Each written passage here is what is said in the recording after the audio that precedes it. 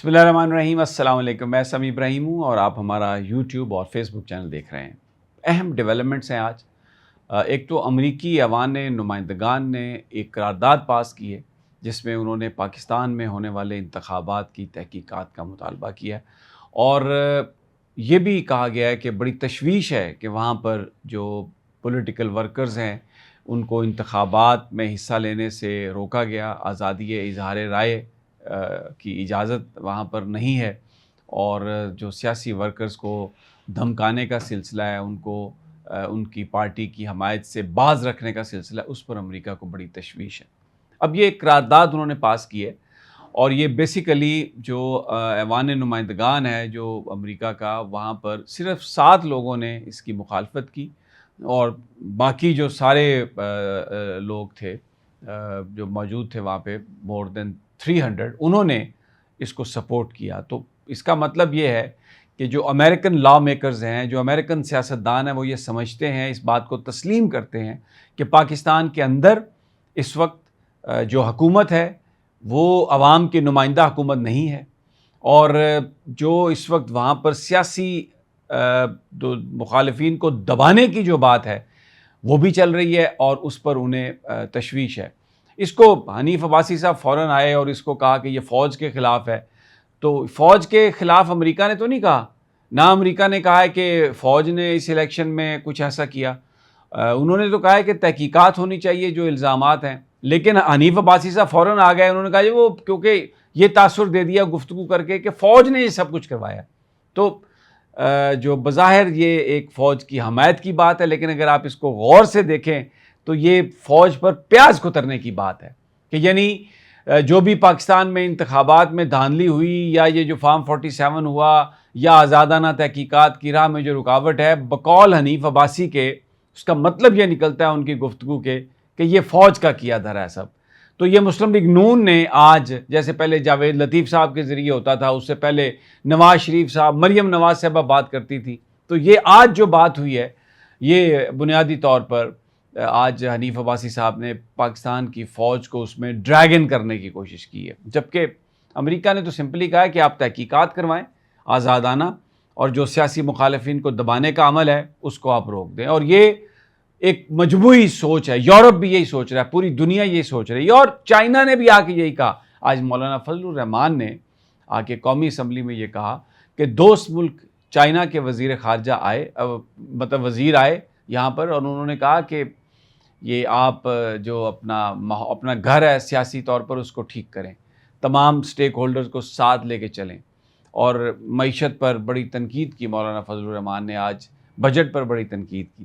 لیکن جو اس سے بھی ایک، اب یہ جو دباؤ، اس میں سعودی عرب نے بھی رپورٹڈلی یہی کہا، یو اے ای نے بھی رپورٹڈلی یہی کہا، چائنا نے بھی یہی کہا کہ اپنے ہاؤس کو ان آرڈر کریں، تمام سٹیک ہولڈر کو ساتھ لے کے چلیں، سیاسی استحکام ہوگا تو معاشی استحکام آئے گا۔ یہی بات آئی ایم ایف نے بھی کہی، اب یہی بات امریکہ نے کہ ایوان نمائندگان نے کہی ہے کہ جناب آپ آزادانہ تحقیقات کروائیں انتخابات کی۔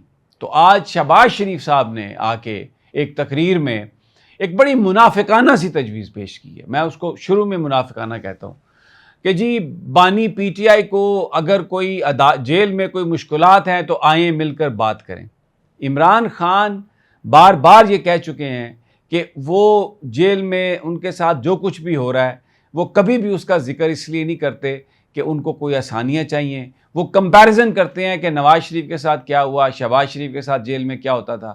تو آج بڑا شہباز شریف نے کہا کہ جب میری والدہ فوت ہوئی تو میں گاڑی میں آیا اور مجھے بھیجا گیا، ایک دن میں نے چھٹی کی درخواست دی، چھٹی کی درخواست نہیں دی گئی، اور یہ بھی ہمارے ساتھ بھی یہ ہوتا رہا۔ تو بڑی انہوں نے، لیکن ہم چاہتے ہیں کہ انصاف کا پلڑا بھاری ہو۔ تو بھئی اگر آپ چاہتے ہیں انصاف کا پلڑا بھاری ہو تو جو پی ٹی آئی کی جو خواتین ہیں ان کے ساتھ جو ہوا، جو عمران خان کے ساتھ ہو رہا ہے، جو صحافیوں کے ساتھ ہو رہا ہے، اب پنجاب میں کوئی صحافی محفوظ نہیں ہے۔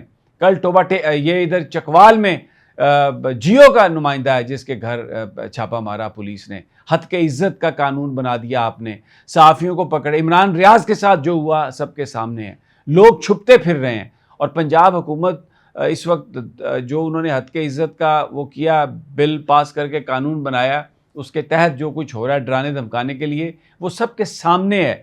تو یہ کیا وہ بات کر رہے ہیں؟ انہوں نے کہا جی ہم نے میثاق اکانومی کی بات کی تھی، تو آئیے سب مل کر بیٹھ کر بات کریں. بھائی سوال یہ ہے کہ آپ کے پاس مینڈیٹ ہی نہیں ہے، آپ ایک جال سازی کے نتیجے میں حکومت میں آئے ہیں، تو آپ پہلے تو استعفیٰ دیں. اگر آپ حکومت میں ہیں تو آپ سے کیا بات کی جائے؟ یہ تو آپ کا تو حکومت میں بیٹھنے کا حق ہی نہیں ہے. یہ تو پوری دنیا کہہ رہی ہے کہ تحقیقات ہونی چاہیے، الیکشن آزادانہ نہیں ہوئے، امریکہ نے بھی کہہ دیا ہے، دوست باقی بھی کہہ رہے ہیں کہ آپ پولیٹیکل سٹیبلٹی لائیں، اور اس کے لیے ظاہر ہے کہ جو آپ زیادتیاں کر رہے ہیں، عمران خان کو، شاہ محمود قریشی کو صرف اس لیے نظر بند کیا، اندر رکھا ہوا ہے کہ وہ تاکہ باہر نہ نکل سکیں. اور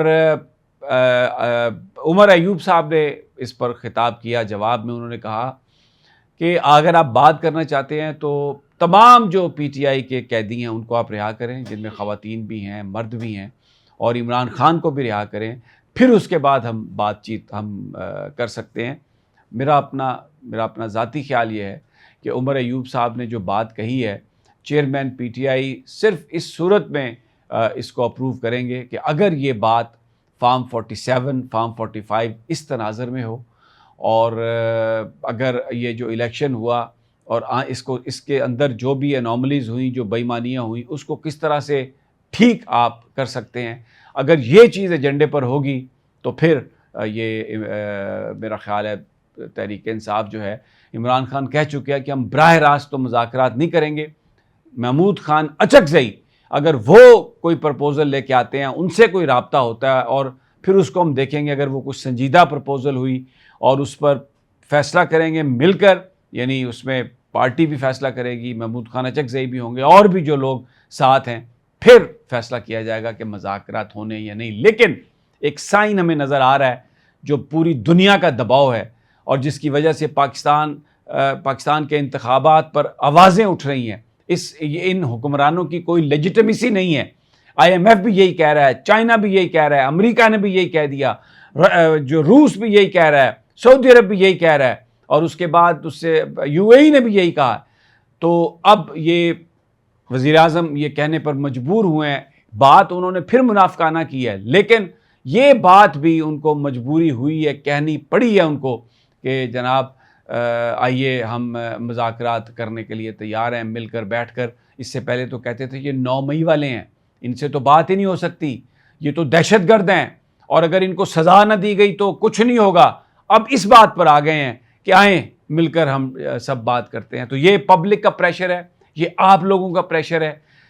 8 فروری کو جو لوگ نکلے اور آج تک عمران خان کے ساتھ کھڑے ہیں، یہ اس چیز کا پریشر ہے کہ حکومت اب اس میں ریٹریٹ دکھا رہی ہے. اور کل اگر عدت میں نکاح کیس میں سزا معطلی ہو جاتی ہے، اگر مجوکا صاحب جو ایڈیشنل سیشن جج ہیں اسلام آباد کے، تو پھر عمران خان کی جو رہائی ہے اس کی راہ میں قانونی رکاوٹ تو نہیں ہے. ہاں اگر یہ رات کو کسی اور مقدمے میں انہیں گرفتار کر لیں، کچھ اور کر لیں، وہ علیحدہ بات ہے. لیکن کل ایک بڑا اہم دن ہے اس حوالے سے.